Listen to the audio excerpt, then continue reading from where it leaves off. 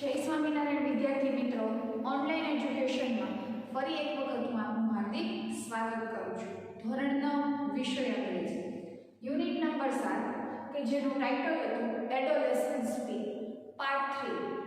અગાઉના વિડિયો લેક્ચરમાં આપણે વિદ્યાર્થી મિત્રો જોયું કે તમારી એજના એટલે કે અડલ્ટ એજના સ્ટુડન્ટ જે આવે છે, બે સલાહકારો છે મિસ્ટર બક્ષી એન્ડ ચંદ્રકાંત શાહ. બરોબર, એની પાસે પોતાની જે પ્રોબ્લેમ છે એના વિશેનું એ સમાધાન કરે છે. તો આપણે બે એવા વિદ્યાર્થી હતા કે જિગ્નેશ છે, એને લેક ઓફ સેલ્ફ કોન્ફિડન્સની પ્રોબ્લેમ હતી.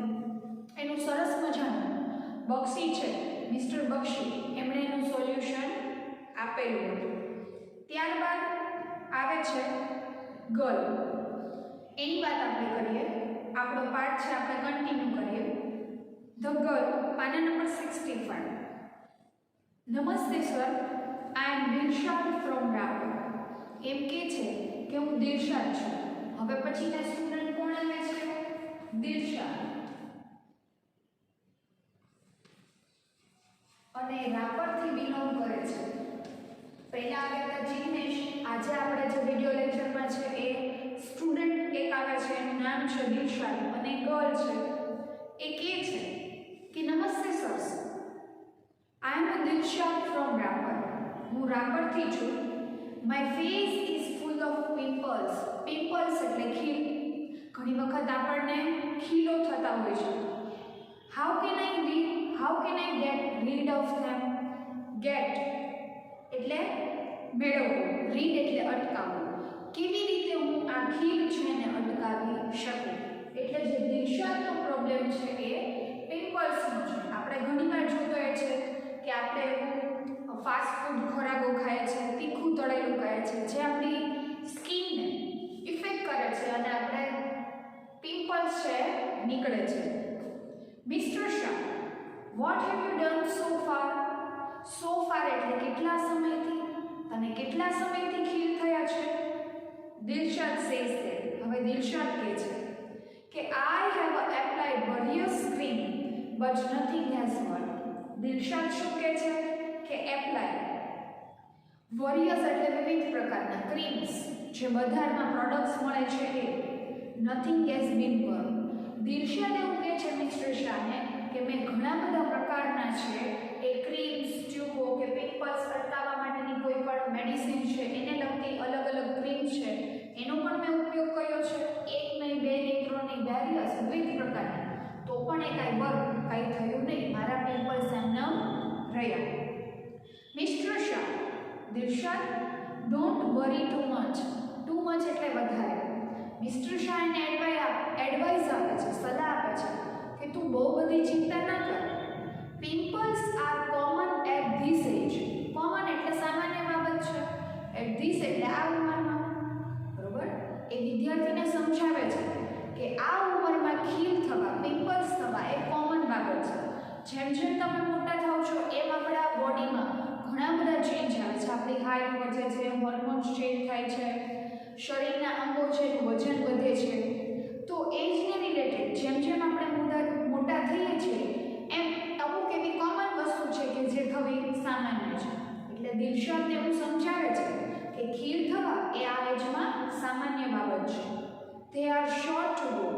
Sure એટલે ચોક્કસપણે, go એટલે જતા રહેશે. એ અમુક સમય પછી ચોક્કસ જતા રહેશે. એવું મિસ્ટર શાહને કહે છે. Dilshad says that, but how? કેવી રીતે? I am tired of applying creams. Tired એટલે હું થાકી ગઈ છું. એપ્લાઇંગ એટલે લગાવીને. હું કેટલા પ્રકારના ક્રીમને એપ્લાય કર્યા છે, મારા ખીલ પર લગાવ્યા છે, પણ હવે I am tired. હું થાકી ગઈ છું. Mister Shah, don't get carry away by the ads. Better consult a skin specialist. હવે તમને અહીંયા આપેલું છે કે એડીએસ એડવર્ટાઇઝમેન્ટનું શોર્ટ ફોર્મ છે કે ડોન્ટ ગેટ કેરી અવે. કેરી અવે એટલે બહારથી લાવવું. એડવર્ટાઇઝમેન્ટમાં બતાવે છે અલગ અલગ ટ્યુબો પિમ્પલ્સ માટેની. તો એને જોઈને એડવર્ટાઇઝમેન્ટમાં આકર્ષાઈને આપણે ઘણીવાર ન્યૂઝ કે ટીવીમાં મોટાભાગે ટેલિવિઝનમાં જોતા હોય છે કે આવું ક્રીમ લગાવો તો ફેરનેસ થશે, આવા તેલ એપ્લાય કરો હેર પર, તમારા હેર ખરશે નહીં,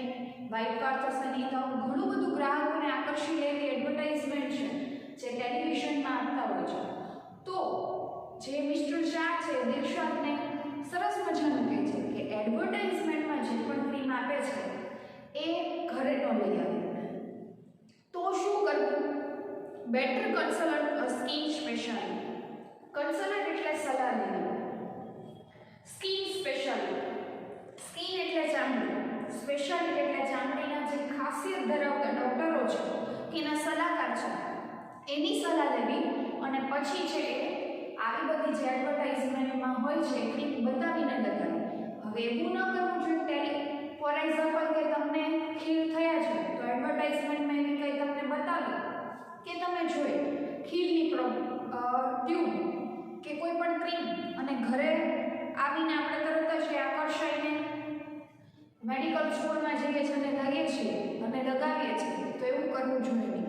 બેટર છે કે આપણે જે સ્કિન સ્પેશિયાલિસ્ટ છે, ચામડીના તજજ્ઞ છે, એની આપણે સલાહ લેવી જોઈએ. દિલશાદ સેઝ છે. થેન્ક યુ સર, ખૂબ આભાર સર. તો આપણે દિલશાદ બેનનો પ્રોબ્લેમ જોયો. શું હતો? Lots of finger. પછી એને મિસ્ટર શાહ છે સમજાવે છે કે ખીલ થવા એ આજમાં કોમન વસ્તુ છે. હવે આવે છે અંતિમ. હવે પછીનો સ્ટુડન્ટ કોણ છે? અંતિમ. તો એનો ક્વેશ્ચન જોઈએ. Good evening sir. અંતિમ આવીને કહે છે કે શુભ સાંજ સાહેબ. આઈ એમ અંતિમ ફ્રોમ કવિતા. હું અંતિમ છું અને કવિતાથી આવેલો છું.